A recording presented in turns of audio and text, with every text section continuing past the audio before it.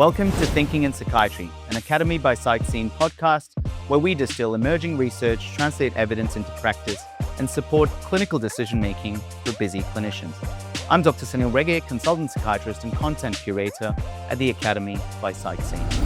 Today, I want to examine an important question. Why is Alzheimer's disease more common in women?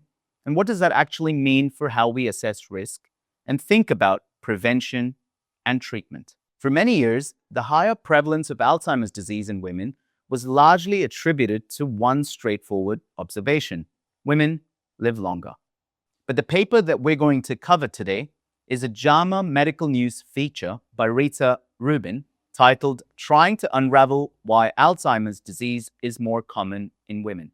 This feature draws together epidemiological, clinical, pathological, hormonal, and genetic data to suggest that the picture is more complex. Approximately 2/3 of people living with Alzheimer's disease are women, and that difference cannot be fully explained by longevity alone.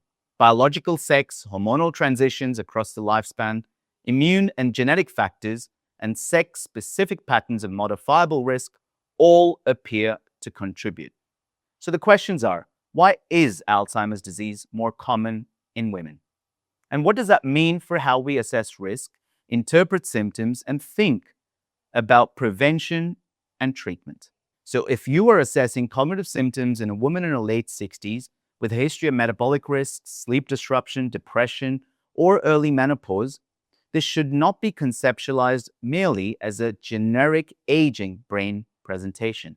Sex may shape both risk and disease trajectory. So this paper that I'm going to take you through is not a single trial. It's not a formal systematic review. It's a synthesis piece that triangulates multiple lines of evidence. These include a very large US Medicare cohort examining survival after dementia diagnosis, imaging and neuropathology studies suggesting sex differences in tau dynamics and in the relationship between pathology and cognition, hormone therapy data showing divergence between observational findings and randomized trial outcomes, emerging immune and genetic work, including ApoE4 and X chromosome effects, and population cohorts examining sex differences in modifiable dementia risk. So what the article provides is not a definitive causal model, but a coherent clinical framework, telling us or helping us understand why prevalence may differ, why presentation may differ, and where prevention may assume greater significance. So the central clinical concept is this: Alzheimer's risk in women is not adequately explained by more years lived. A more useful formulation is to think about it as a life course vulnerability, in which midlife biology and risk exposures interact with later life pathology, particularly tau-related processes and with cognitive reserve. So once we think along that frame, the clinical implications become clearer. So let's now begin to translate the main findings into clinically relevant terms. Finding number 1, higher prevalence in women partly reflects longer survival with dementia. One of the clearest contributors is survival. Large cohort data suggests that after a dementia diagnosis, men have higher short-term mortality, whereas women tend to live longer with dementia. That alone increases the observed prevalence in women.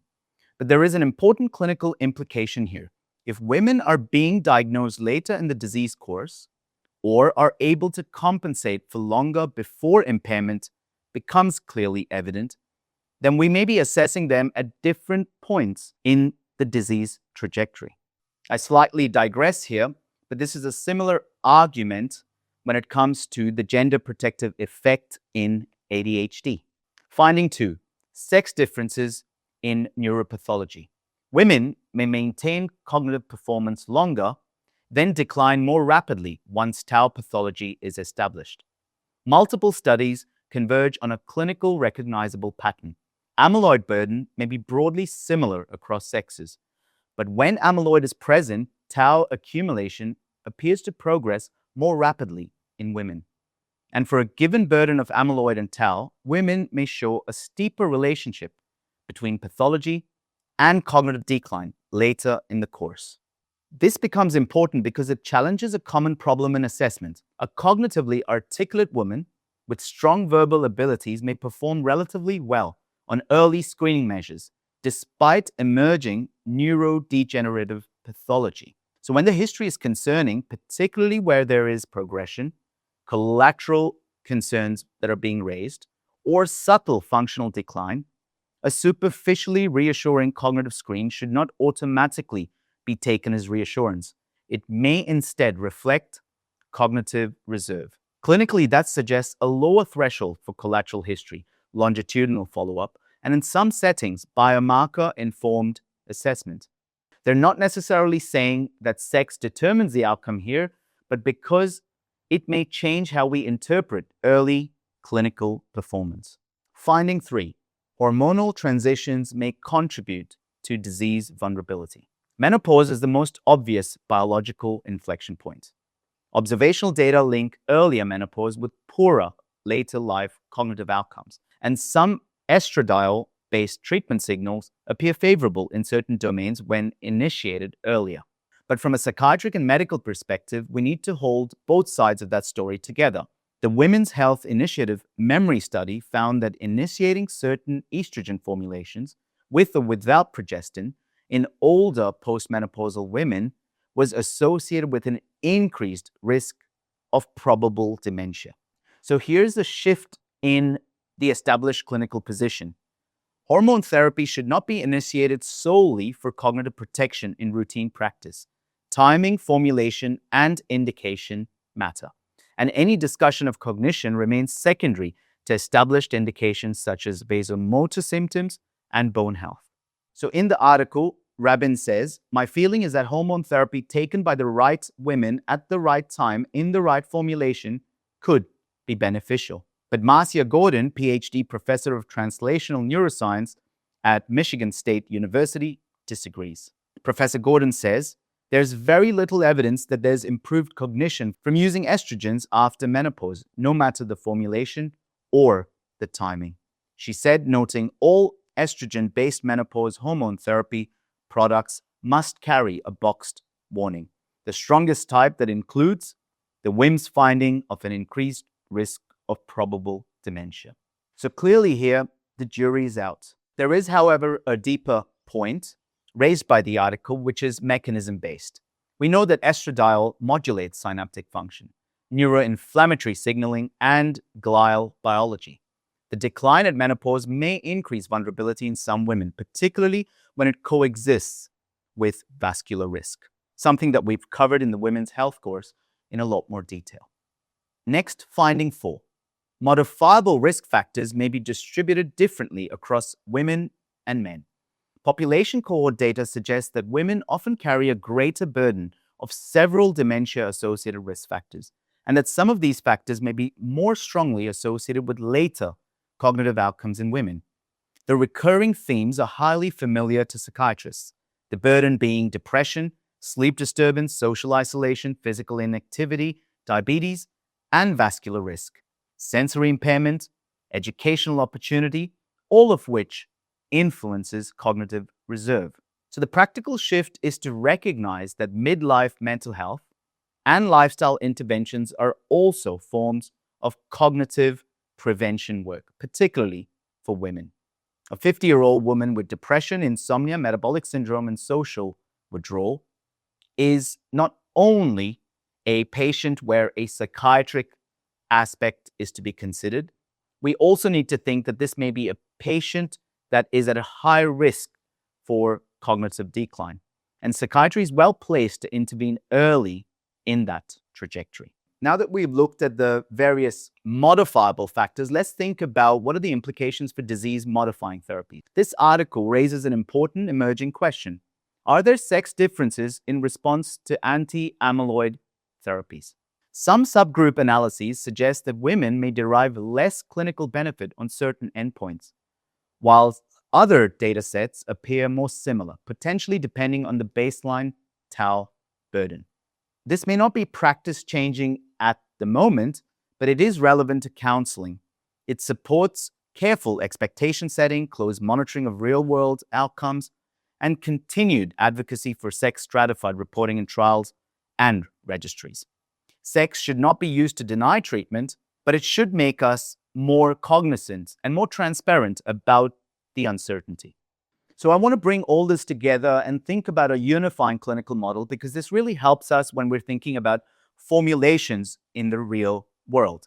So if we think about the unifying clinical model, bringing all these intersections together, it might look like this. Firstly, we know that tau appears central to sex differences in disease trajectory once amyloid pathology is present. Secondly, estradiol withdrawal at menopause may alter neuroimmune and synaptic resilience in vulnerable subgroups. Third, ApoE4 and immune biology may carry a greater risk burden in women. And X chromosome effects may also contribute, although this remains early and not yet clinically actionable. What is, however, really important and modifiable is the fourth domain of midlife vascular, metabolic, and psychosocial factors which shape cognitive reserve and influence how pathology is expressed clinically.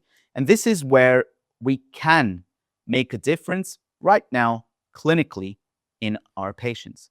In plain terms, for many women, the Alzheimer's story may begin as a midlife biology and risk exposure story, but later becomes a tau-mediated neurodegenerative story.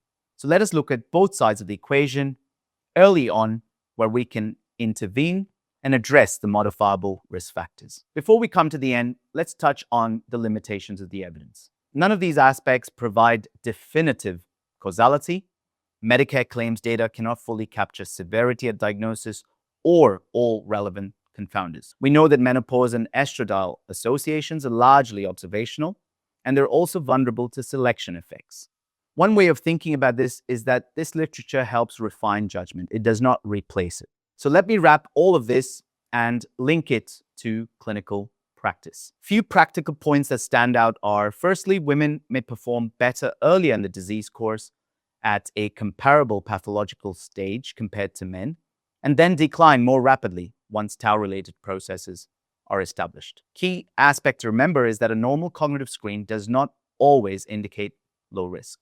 Secondly, midlife cardiovascular, metabolic, sleep, and mental health factors may have particular preventative importance in women, and psychiatry can make a big difference here. Thirdly, menopause history should form part of cognitive risk stratification or assessment, not necessarily as a deterministic variable, but as a meaningful part of a life course formulation.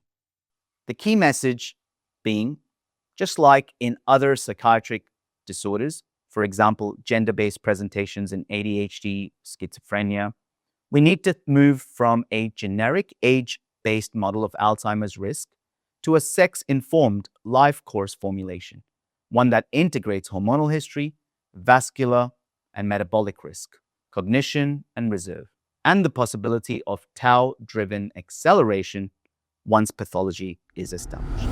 Thank you for listening. You can find links to the article and related Academy modules on your dashboard.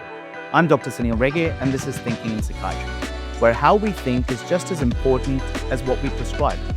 Until next time, keep thinking carefully and keep thinking clinically. Bye-bye.